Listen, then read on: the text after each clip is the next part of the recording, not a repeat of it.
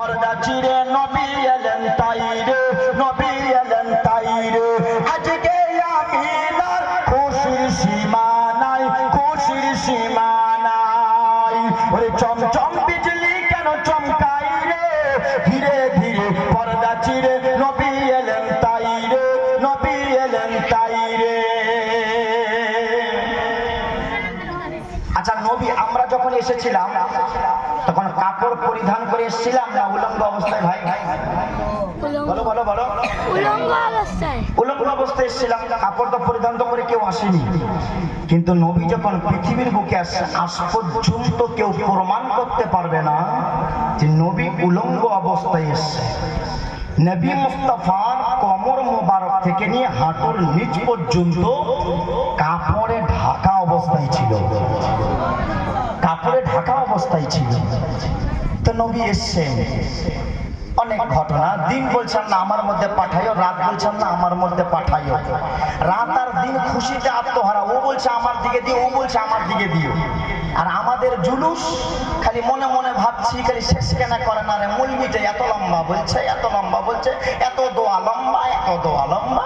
আমরা খালি এটাই বলি, কিন্তু রাত দিন কত খুশি করে। আল্লাহ কাছে বলছে আল্লাহ তুমি আমার মধ্যে পাঠাইও, দিন বলছে আল্লাহ তুমি আমার মধ্যে পাঠাইও। তো রাত দিনের মধ্যে ঝগড়া, আল্লাহ বলছে চিন্তা করতে হবে না, আমি এমন একটা টাইমে পাঠাবো ঘরোয়া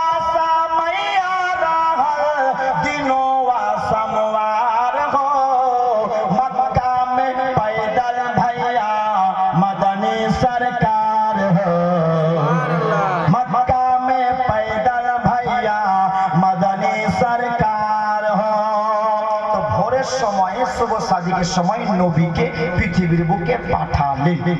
আর ওই সময় আপনার মদিনা থেকে ৭০ কিলোমিটার দূর বানি সাদ এই গ্রামে হযরতে মা হালিমাকে সাদিয়া বলা এই কারণে হযরতে মা হালিমা তো সাদিয়া ওই গ্রামেই তার বাড়ি ছিলেন। এমন অভাব। আচ্ছা প্রধান বক্তা কিছুক্ষণের মধ্যেই চলে আসবে ইনশাআল্লাহ, অসুবিধা নেই। হ্যাঁ, তো হযরতে মা হালিমা তো সাদিয়া এমন একটা কষ্টের সময় ছিল, এমন একটা দুঃখের সময় ছিল। ওই সময় হযরতে মা হালিমা তো সাদিয়া এমন কষ্ট ছিল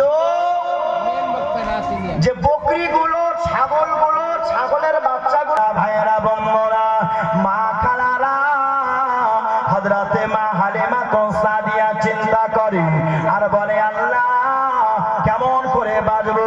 ওই সময়ের রেওয়াজ ছিল মদিনা থেকে আপনার মক্কা থেকে ছেলেদেরকে নিয়ে যেত, লালন পালন করে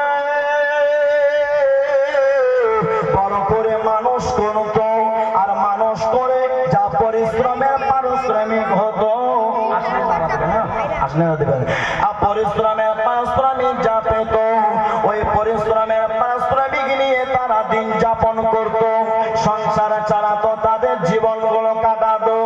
হযরতে হালিমা তো সাদিয়া চিন্তা করে, চিন্তা করতে করতে হালিমা তো সাদিয়া একদিন স্বপ্নে দেখে, বলে হালিমা,